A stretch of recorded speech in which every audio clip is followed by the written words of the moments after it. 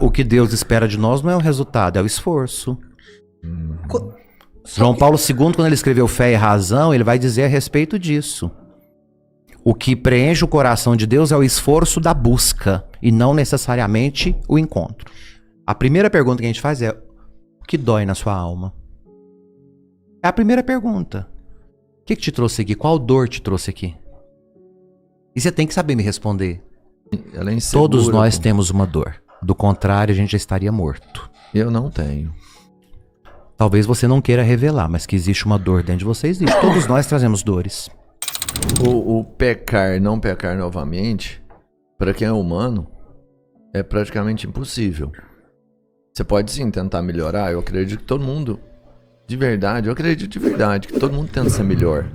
Apesar da dona Edvânia continuar batendo TL ali, mas eu acredito que todo mundo tenta ser melhor. Tenta e não consegue. E o fato de tentar ser melhor, isso não é uma prova muito grande de amor, mesmo que você não consiga? É. Entende? Até porque o que Deus espera de nós não é o resultado, é o esforço. João Paulo II, quando ele escreveu Fé e Razão, ele vai dizer a respeito disso. O que preenche o coração de Deus é o esforço da busca e não necessariamente o encontro. Porque o encontro pertence a Deus, é Ele que vai dizer quando. Agora, o esforço da busca pertence ao homem. O que eu entendo desse vai, não peques mais? A passagem mais incrível para mim do Evangelho, que eu mais amo, é: Jesus está numa cidade em que o Evangelho disse: e ele curou a todos. Ponto. Aí ele vai pro templo em Jerusalém e na beirada do tanque, em que há um misticismo naquela época, que eu não acredito que isso seja Deus, para mim era misticismo dos judeus, que diz que um anjo, uma vez por ano, descia naquelas águas do tanque. Eu tive lá em Jerusalém, eu vi, esse tanque existe até hoje, mexia as águas do tanque e quem se lançasse primeiro ao mar era curado. Isso não parece muito com o nosso Deus, sabe? Uhum. Deus que uma vez por ano manda um anjo, mas parecia mais crença da galera. Uhum. Mas isso estava dito como verdade. Então Jesus vem de uma cidade em que ele curou a todos. E ele vai pro tanque, onde tem milhares de doentes. Milhares, porque o pessoal ficava ali na beirada do tanque, esperando que as águas se movessem, para que o primeiro que se lançasse, mergulhasse e fosse curado. Ele chega para um. Lembrando, Jesus vem do lugar em que ele curou a todos. Ele vai para esse lugar que tem milhares de doentes. Ele vai para uma pessoa, um paralítico, e diz assim: você quer ser curado? Ele fala assim: então, Jesus, eu tô aqui há mais de 30 anos. Não tem ninguém que me carregue no colo, que me leve pra lá. Não. Ei, senhor, eu não perguntei isso. Você quer ser curado? Quero. Então, levanta, toma sua cama e anda. Uhum.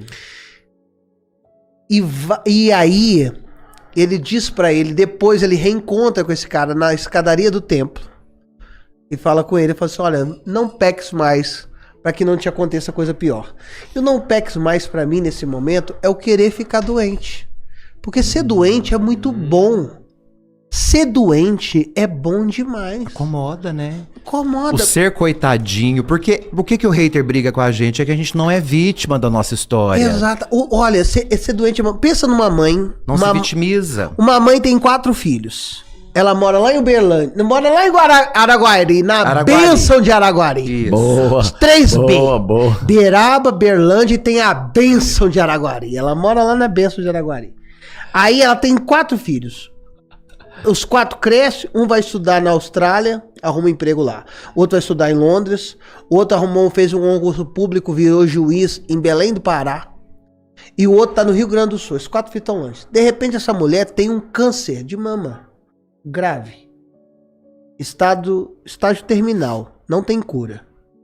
Os 4 filhos vêm para ficar com a mãe nos últimos dias. Essa mãe quer ser curada? Não. A doença é o que trouxe a proximidade, justamente. O doente é bom para ela. Essa pessoa que despeja ódio, por exemplo, na internet, ela tá doente. Mas ela tem atenção, sabe por quê? Porque vem algum e dá o like, como o padre disse. Alimenta a doença dela. Isso. Essa pessoa quer ser curada? Essa pessoa quer mudar? Não quer. Não. Então ser doente é bom. Então quando Jesus fala assim, vai, não peques mais, porque esse cara ficou mais de 20 anos na beirada do poço, com desculpa de que não tinha ninguém que me levava. Não tem ninguém que me jogue pra lá. Sim. Eu penso, se eu sou doente, eu sou parado. Meu amigo, se eu tô há 20 anos ali, eu vou rodando aqui de lado aqui. Eu vou dando um jeito. Mas você tá lá é bom, por quê? Porque você tem a atenção das pessoas, você é um doente, você tá ali no canto, você é esse doente. É bom ser doente em determinado lugar. E depois, se você ser curado, é muito difícil, meu irmão. Sabe por quê? Porque aí você tem que levantar a sua cama, você tem que levar, você tem que ajudar os outros, você tem que carregar. É difícil ser a gente que tá aqui, ser saudável nesse lugar. Porque se você faz um tipo de entrevistador de podcast doente... É mesmo? Aí você concorda com um, concorda com outro. Você é doente, você é lindo.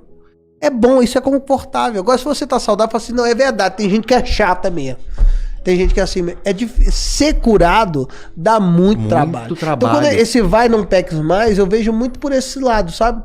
Não se acomode com essa doença, não se acomode com esse pecado, porque pode acontecer coisa pior. É tão interessante, o próprio Cristo deixa isso muito claro. É muito Gustavo. louco, sabe o que é interessante? É um comediante falar isso. É muito louco. Isso que eu tô achando. De Vai, Gustavo estudou teologia. Não, mas, assim, de verdade, quando você falou com o Gustavinho, a gente conhece ele do palco, da comédia, da risada.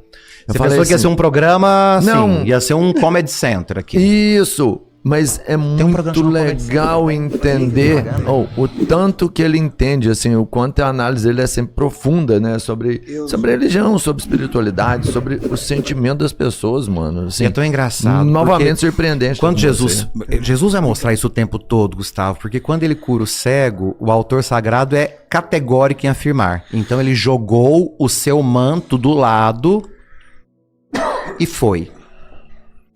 Manto, do latim, é pallium. Palio. O que é o pallium? É um carro muito ruim. É um carro. É. Para além, deveria ser bom, porque a palavra pallium do latim é o cobertor. De onde deriva a palavra paliativo. O que é o cuidado paliativo? É o que abraça. Sim. É o que conforta. Só que o paliativo é para quem já não tem mais o que fazer. Veja que esse cego estava no paliativo, ele estava com a coberta sobre ele.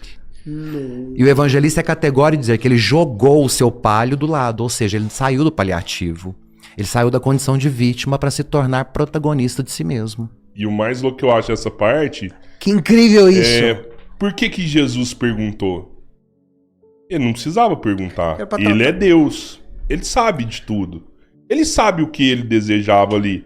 Só que ele precisava que a pessoa falasse. Não, porque pra mim... Porque você tem que falar, você tem que assumir É pra você. psicanálise. Jesus pergunta pra ele, pra mim, a meu entender, é o seguinte, porque ele precisava que o homem revelasse pra ele o problema.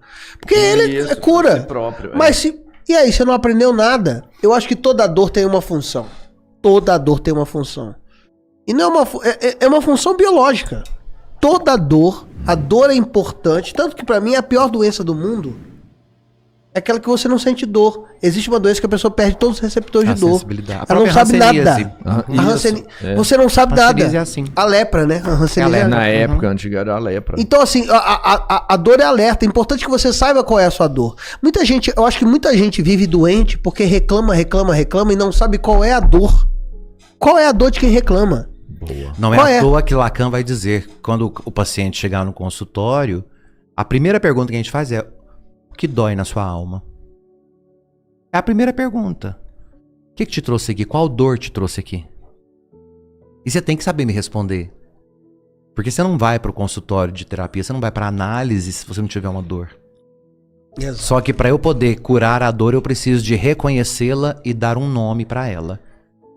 Tudo aquilo na vida que não possui um nome passa despercebido. Não se percebe, portanto não se toca. E o fato de não ser tocável não tem como ser curado.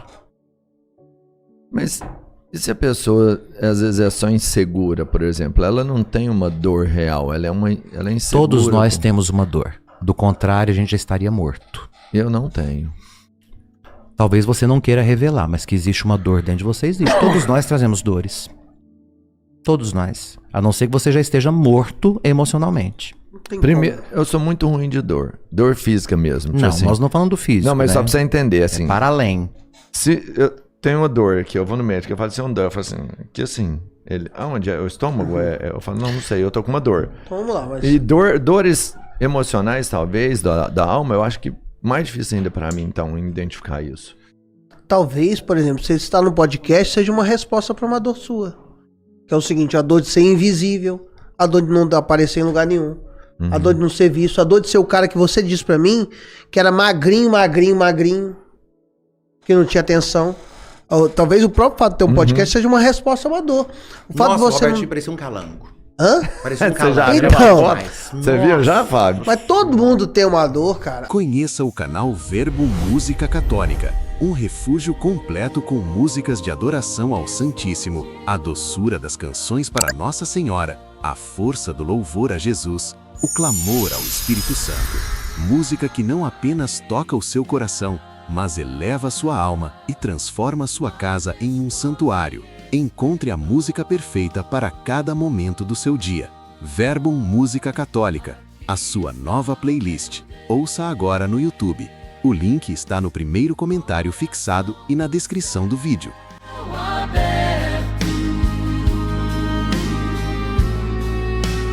Eu te adoro, Jesus, tão próximo, tão perto.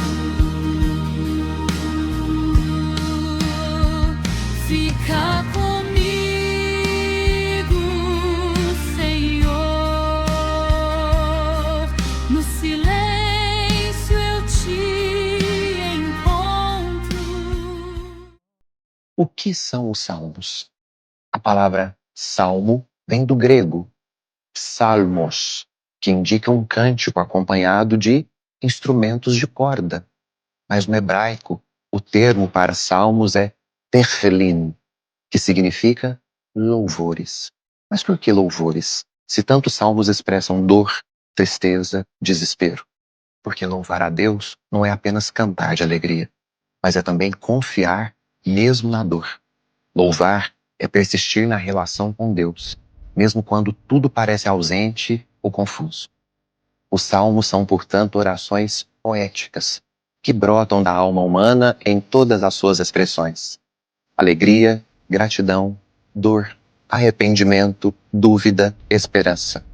Eles refletem o coração do homem diante de Deus, e o coração de Deus que se revela ao homem.